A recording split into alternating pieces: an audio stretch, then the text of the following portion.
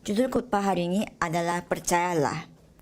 Jadi sekarang di keadaan Korea, memang bukan hanya di Korea saja, tetapi secara keseluruhan, secara global, COVID Corona ini masih sedang berjalan. Dan khususnya di Korea, padahal tadinya sudah membaik, tetapi karena ini menyebar ulang, ini membuat tekanan ataupun satu beban yang luar biasa di Korea secara nasional, sehingga jaga jarak secara sosial ini menjadi tingkat 2,5, tetapi ini diperkirakan akan menjadi tingkat yang ketiga. Tetapi jika ini menjadi tingkat yang ketiga di Korea, apa yang akan terjadi adalah semua aktivitas rakyat Korea akan dibatasi, di mana semua perkumpulan yang lebih dari 10 orang harus dihentikan, dan semua hal-hal seperti acara dan juga semua seperti tempat umum ini semuanya harus dihentikan untuk penggunaannya, dan semua acara olahraga pun harus dihentikan, dan juga pelajaran TK, SD dan SMP itu juga harus berubah menjadi dalam bentuk online. Padahal sekarang sudah mereka lakukan sedikit memulihkan akademik mereka di ladang sedikit demi sedikit. Jadi orang-orang yang kerja di kantor juga harus bekerja di rumah. Dan begitulah banyak yang dilarang, dan dengan begitu pasti ada kesulitan finansial yang menimpa rakyat Korea sekali lagi. Dan walaupun keadaan seperti ini, para orang-orang Korea harus menjaga yaitu regulasi pencegahan penyebaran penyakit. Dan bukan hanya orang Korea saja, tetapi saya percaya seluruh orang yang ada di dunia, baik di Indonesia dan di Korea, harus menjaga baik regulasi pencegahan penyebaran penyakit, seperti kita pakai masker tidak boleh di bagian sininya, di dagu, karena itu akan tidak ada gunanya kalau jika kita pakai masker di dagu. Jadi harus pakai masker dengan baik sampai menutupi hidung, dan juga sering-sering cuci tangan, dan juga pakai sanitizer tangan. Dan kembali pada firman Tuhan hari ini berjudul percayalah. Dan Tuhan Allah memberikan firman ini kepada kita untuk percaya, karena di situasi yang susah seperti ini sekalipun Tuhan Allah menyertai kita. Walaupun kita memang merasa tidak tenang dan merasa tidak stabil secara finansial dan secara perekonomian dan segalanya, tapi Tuhan Allah hari ini mengatakan untuk tenang bagi kita. Karena tergantung apakah kita bisa tenang atau tidak, itu membedakan banyak hal. Jadi itu membedakan tingkat kebahagiaan kita dan juga tingkat rasa syukur kita. Dimana kita, jika tingkat kenyamanan kita itu tinggi, kita akan bersukacita dan hidup bersyukur. Dan jika kita memiliki tingkat kenyamanan yang rendah, ketenangan yang rendah, maka kita akan selalu gelisah, khawatir, dan putus asa atas kehidupan ini sekarang. Tapi sangat menyedihkan, karena para anak Tuhan pun, para Kristen pun, walaupun sudah dijamin kehidupan mereka, tapi di saat ini, di dunia ini, tingkat kenyamanan mereka, tingkat ketenangan mereka yang miliki itu begitu sangat rendah. Karena itu pada hari ini saudara ketahui, saudara tidak boleh tertipu dengan keadaan semua ini. Karena apa yang Tuhan Allah katakan kepada siang hari ini adalah percayalah. Ia mengatakan untuk kita jangan takut dan percaya. Janganlah takut sebab aku menyertai engkau. Janganlah bimbang sebab aku ini Allahmu. Aku akan meneguhkan, bahkan akan menolong engkau. Aku akan memegang engkau dengan tanganku yang membawa kemenangan. Amin. Tuhan Allah yang Maha Kuasa, Tuhan Allah Sang Pencipta, sekarang sedang memegang kita, sedang memelihara kita, dan menguatkan kita. Dan Dia akan membantu kita. Tetapi apakah yang menjadi kekhawatiran kita dan pergumulan kita pada siang hari ini? Saya memberkati saudara seluruh jemaat Yeon supaya saudara benar-benar memiliki ketenangan sejati di situasi apapun juga, supaya kita semua menjadi murid 24 jam yang sesungguhnya menikmati berkat atas sukacita sejati yang kita miliki. Sebagai subjudul yang pertama adalah iman atau kepercayaan yang mutlak. Ayat 1-2 saya akan bacakan. Sesudah itu naiklah Yesus ke dalam perahu lalu menyeberang. Kemudian sampailah ia ke kotanya sendiri. Maka dibawa oranglah kepadanya seorang lumpuh yang terbaring di tempat tidurnya. Ketika Yesus melihat iman mereka, berkatalah ia kepada orang lumpuh itu, "Percayalah hai anakku, dosamu sudah diampuni." Amin. Tuhan Yesus setelah mengusir roh jahat atau setan, setelah pelayanan itu dia menaiki perahu dan menyeberangi, dan dia tiba di kampung halamannya, yaitu di kotanya sendiri. Dan kota Tuhan Yesus di sini adalah Kapernaum. Dan sekarang pun jika kita ke daerah Kapernaum, di sana ada tulisan The Town of Jesus, yaitu itu adalah kotanya Tuhan Yesus. Karena begitu banyak pelayanan yang Tuhan Yesus lakukan di kota tersebut. Itulah kota utamanya Tuhan Yesus waktu itu. Dan pada saat Tuhan Yesus kembali ke Kapernaum, banyak sekali orang-orang berkumpul lagi karena mendengar gosip tersebut. Dan memang pada firman hari ini kita hanya bisa melihat bagaimana orang lumpuh itu dibawa kepada di hadapan Tuhan Yesus. Tetapi di Markus pasal 2 cerita yang sama dituliskan dengan lebih nyata dan lebih teliti. Dan di sana dikatakan bahwa datanglah orang-orang berkerumun sehingga tidak ada tempat. Bahkan di muka pintu pun tidak ada. Dan karena tidak ada tempat, karena itu mereka dikatakan bahwa tidak bisa membawa orang lumpuh ini di hadapan Tuhan Yesus. Karena itu apa yang mereka lakukan adalah mereka membuka atap yang di atasnya, dan sesudah terbuka mereka menurunkan tilam tempat orang lumpuh terbaring itu di hadapan Tuhan Yesus.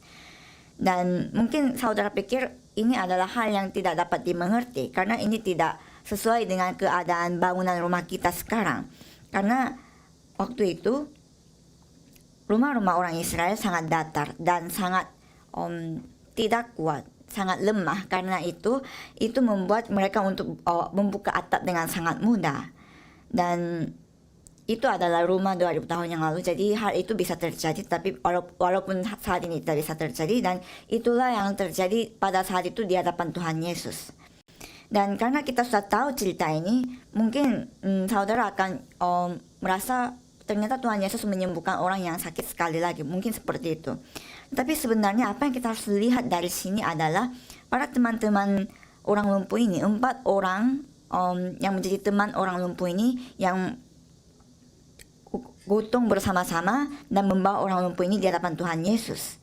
Karena mengapa mereka bisa melakukan seperti itu? Padahal ada halangan di depan mata mereka. Ada begitu banyak orang. Dan jika mereka tidak buka atap, mereka tidak akan bisa menurunkan orang yang sakit ini di hadapan Tuhan Yesus. Mengapa mereka tidak pasrah sehingga mereka dapat membawa orang lumpuh ini di hadapan Tuhan Yesus? Itu karena mereka memiliki iman yang mutlak terhadap Tuhan Yesus. Yaitu mereka percaya bahwa jika membawa orang yang sakit ini, temannya yang sakit lumpuh ini di hadapan Tuhan Yesus, temannya ini dapat disembuhkan. Itulah iman mutlak yang mereka miliki. Dan dengan melihat iman mereka, kepercayaan mereka, Tuhan Yesus menyembuhkan orang lumpuh ini. Tetapi cara Tuhan Yesus menyembuhkan orang lumpuh pada siang hari ini sedikit berbeda. Karena biasanya mungkin Tuhan Yesus mengatakan, jadilah seperti imanmu dan sakitmu sudah sembuh. Mungkin dengan hanya berfirman demikian, dia memperoleh kesembuhan. Tapi kali ini dia memberikan ekspresi istilah yang sangat unik, yaitu Tuhan Yesus memandangi orang yang sakit ini dan mengatakan, percayalah hai anakku, dosamu sudah diampuni. Tuhan Yesus tidak membicarakan tentang penyakitnya, tetapi dikatakan dosamu sudah diampuni. Dan dikatakan bahwa percayalah. Karena waktu itu orang Yahudi memiliki pemikiran bahwa jika dia terkena dengan penyakit jasmani, penyakit fisik, itu adalah upah dari dosanya dia sendiri. Karena begitu banyak dosanya dia, sehingga di kehidupan ini dia memiliki penyakit jasmani seperti itu. Jadi orang ini adalah orang yang sakit lumpuh. Dan ini adalah penyakit yang begitu serius di antara semua penyakit di masa itu. Sehingga mereka memiliki kesadaran bahwa orang yang lumpuh ini adalah orang yang memiliki dosa yang sangat besar sehingga dia sakit lumpuh. Dan Tuhan Yesus, apa yang ia katakan kepada orang lumpuh ini pertama kali adalah percayalah.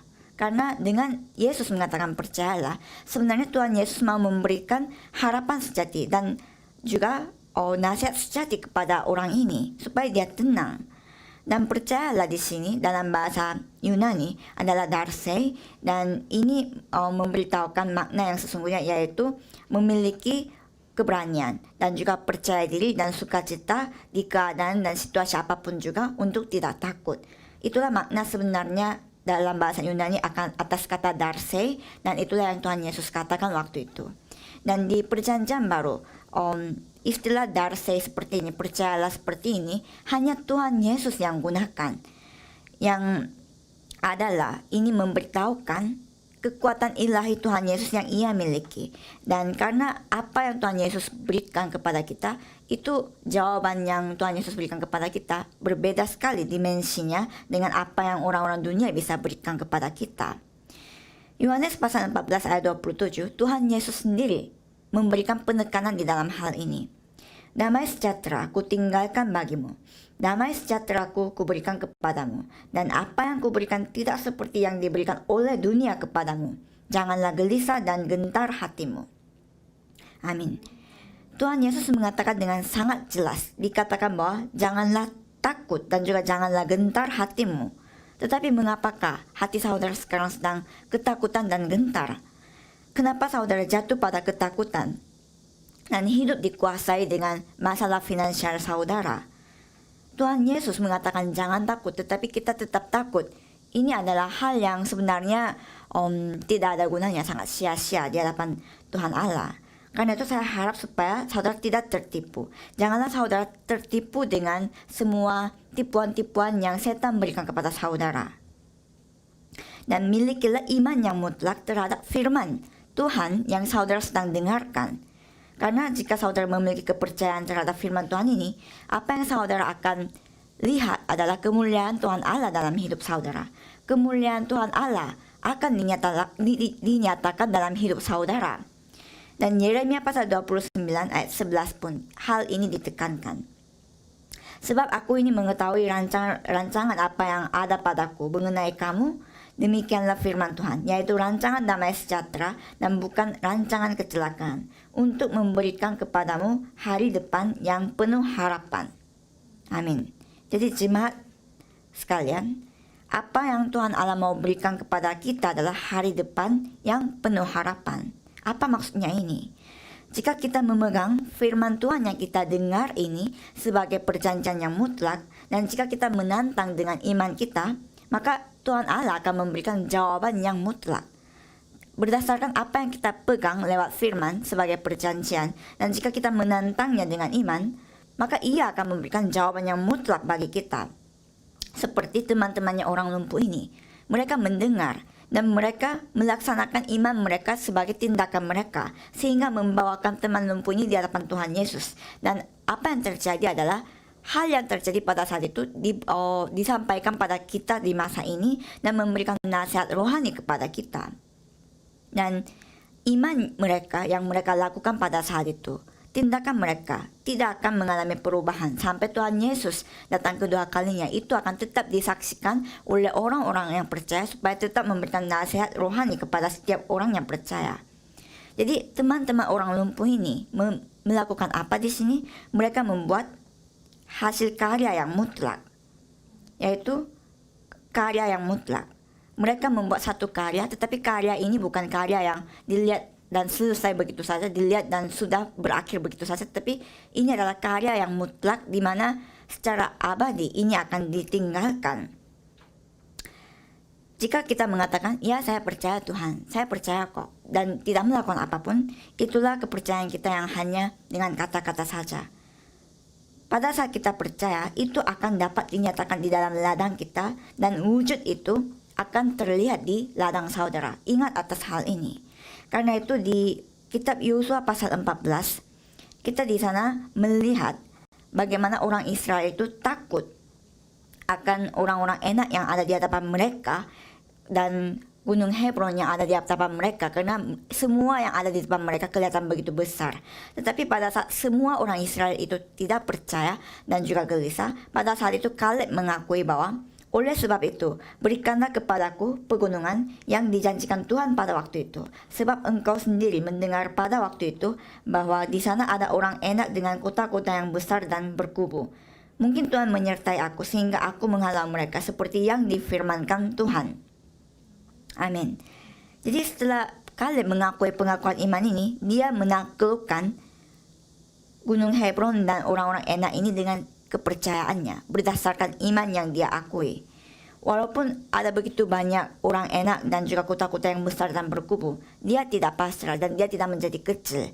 Tetapi karena dia memiliki iman, dengan iman dan iman ini didasari dengan perjanjian ia pegang. Dengan begitu dia menaklukkan Gunung Hebron itu, dan memang ada halangan-halangan yang terlihat di mata. Tetapi untuk melompati itu, iman mutlak yang dia miliki menjadi dasar bagi dia. Dan kita pun harus memiliki iman mutlak seperti ini. Semua yang terjadi di depan mata kita adalah semua halangan yang kelihatan begitu besar.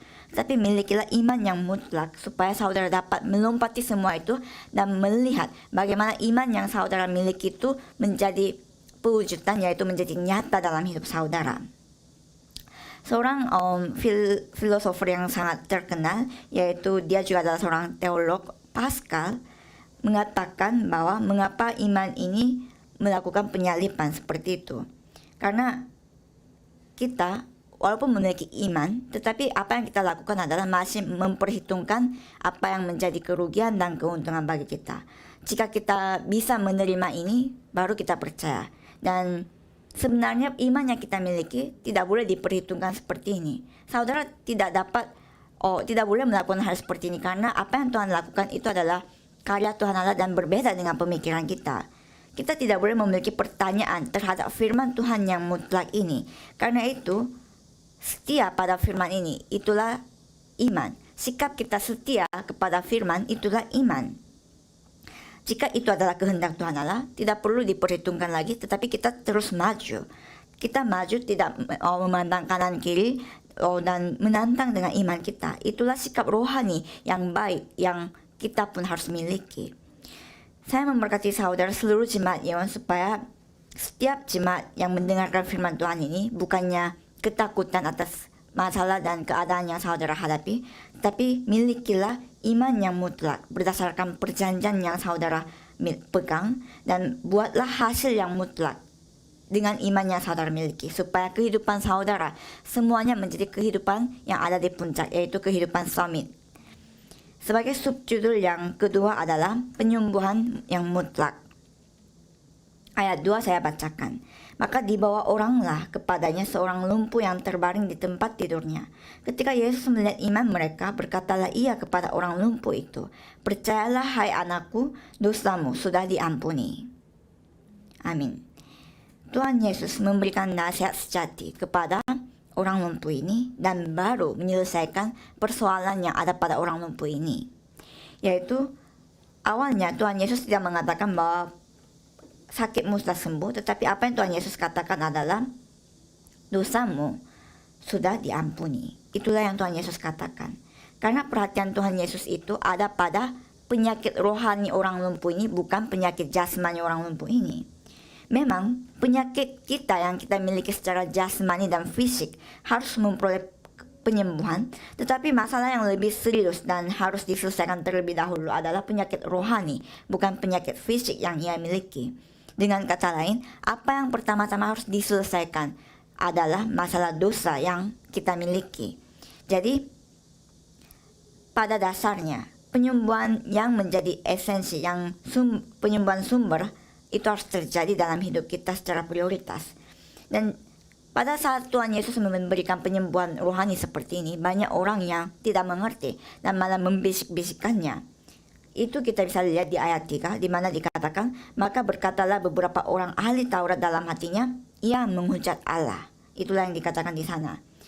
Tuhan Yesus mengatakan, dosamu sudah diampuni, tetapi para ahli-ahli Taurat pada saat itu, mereka berbisik terhadap apa yang Tuhan Yesus katakan. Dan mengapa mereka berbisik adalah mereka tahu masalah dosa itu hanya Tuhan Allah yang bisa selesaikan. Tetapi ada seorang anak muda muncul di hadapan mereka dan mengatakan dosamu itu sudah diampuni kepada orang lumpuh ini. Dan mereka merasa itu adalah bagaimana orang anak muda ini, yaitu Tuhan Yesus, menghujat Allah. Itulah pandangan orang-orang Farisi, ahli-ahli Taurat terhadap Tuhan Yesus. Dan orang-orang Farisi ini memang adalah ahli Taurat, tetapi mereka tidak tahu siapa Tuhan Yesus yang ada di sini, dan mereka juga tidak mengerti apa dosa yang mereka miliki sebenarnya. Karena itu, mereka begitu rajin sekali membaca hukum Taurat dan kitab Musa, tetapi tidak tahu intisari yang ada di dalam buku kitab Taurat ini.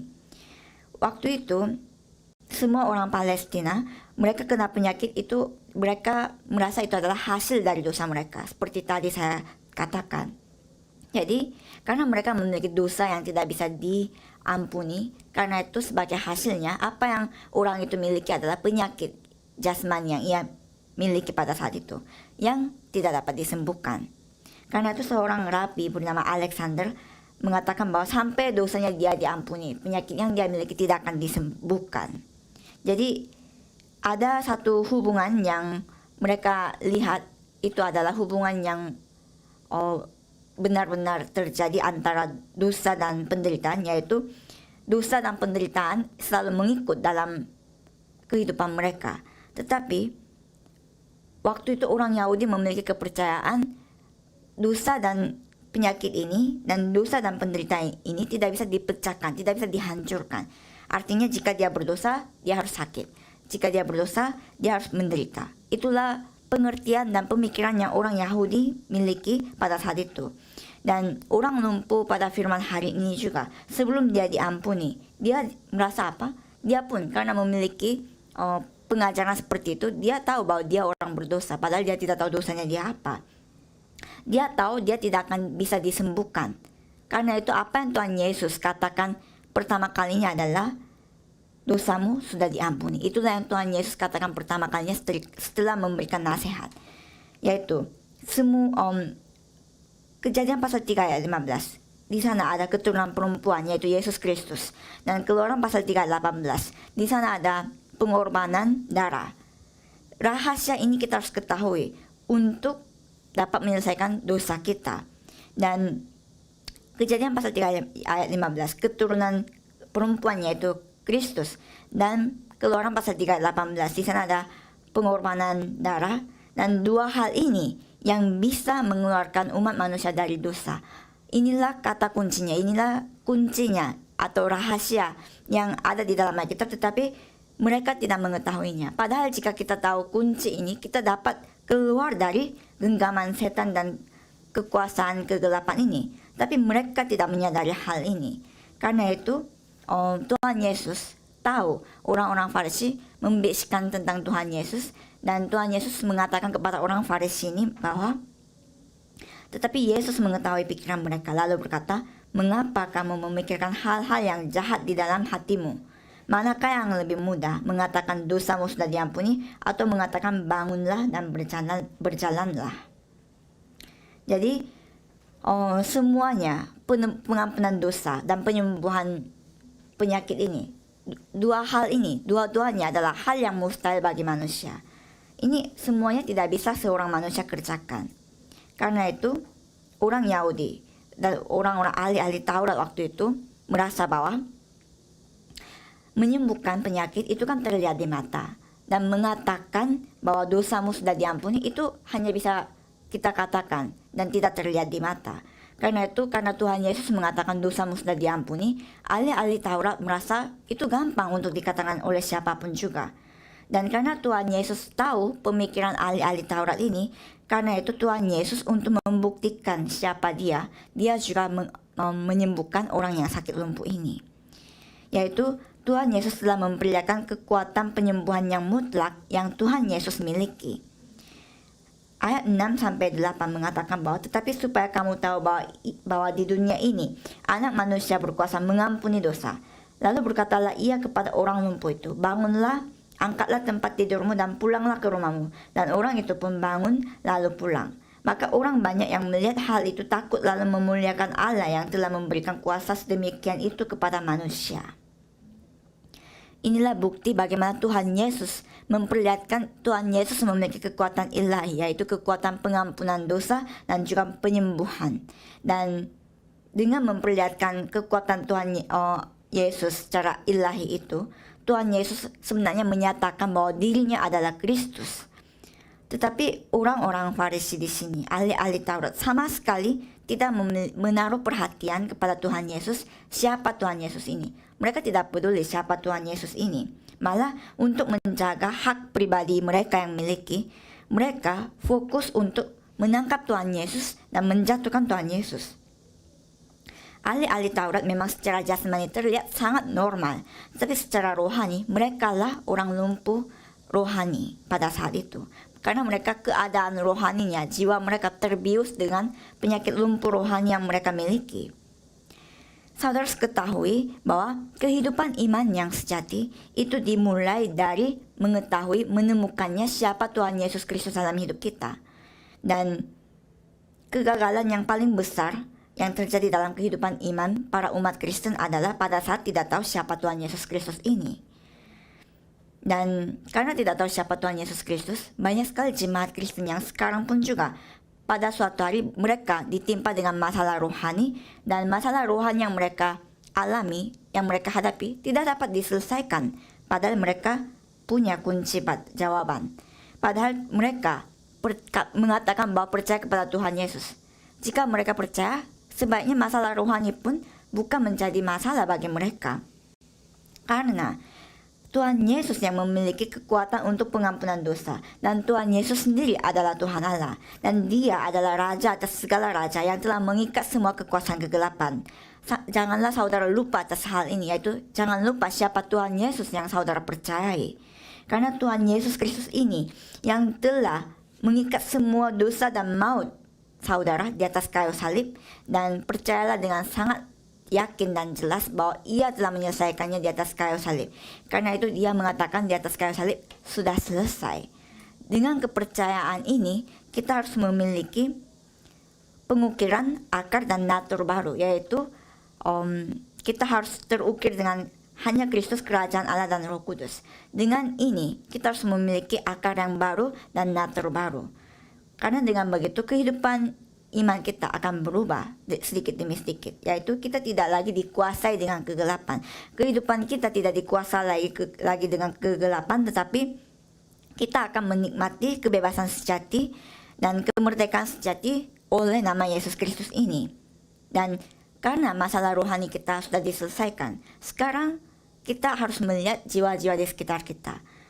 Yaitu kita harus menaruh perhatian di jiwa-jiwa di sekitar kita, karena masalah rohani kita yang menjadi sumber masalah sudah selesai oleh Yesus Kristus.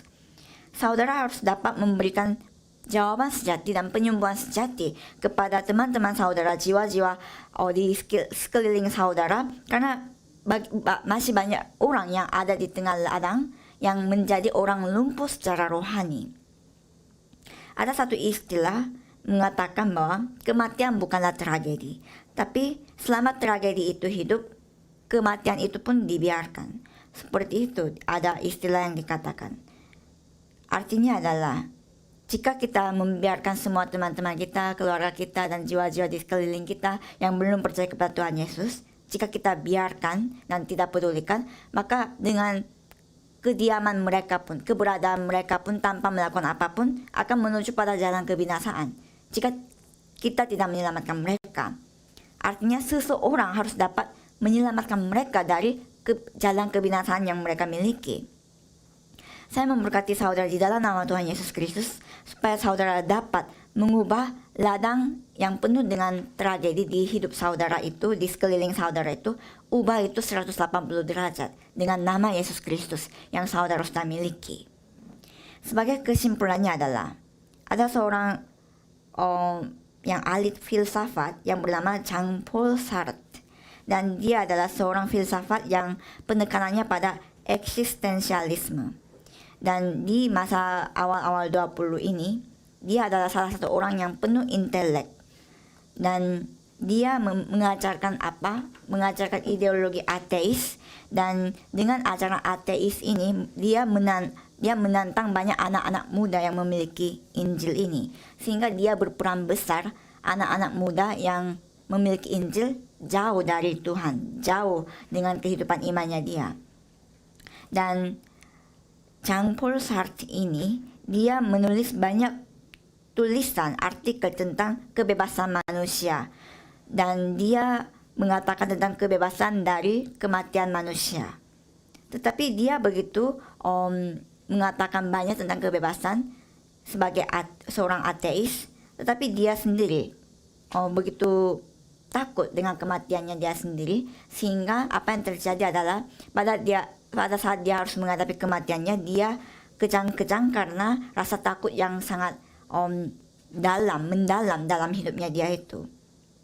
di bulan Maret tahun 1980 tahun, dia di rumah sakit karena penyakit paru-paru yang ia miliki. Dan pemerintah Prancis, dia adalah orang Prancis, pemerintah Prancis ini malah tidak memberitakan ketakutan yang dimiliki oleh dia ini, karena dia kan tadinya adalah orang intelektual yang mempengaruhi banyak anak-anak muda. Tetapi jika ini diberitakan di berita, takut anak-anak muda juga sangat terpengaruh dengan hal yang Jean-Paul Sartre ini alami.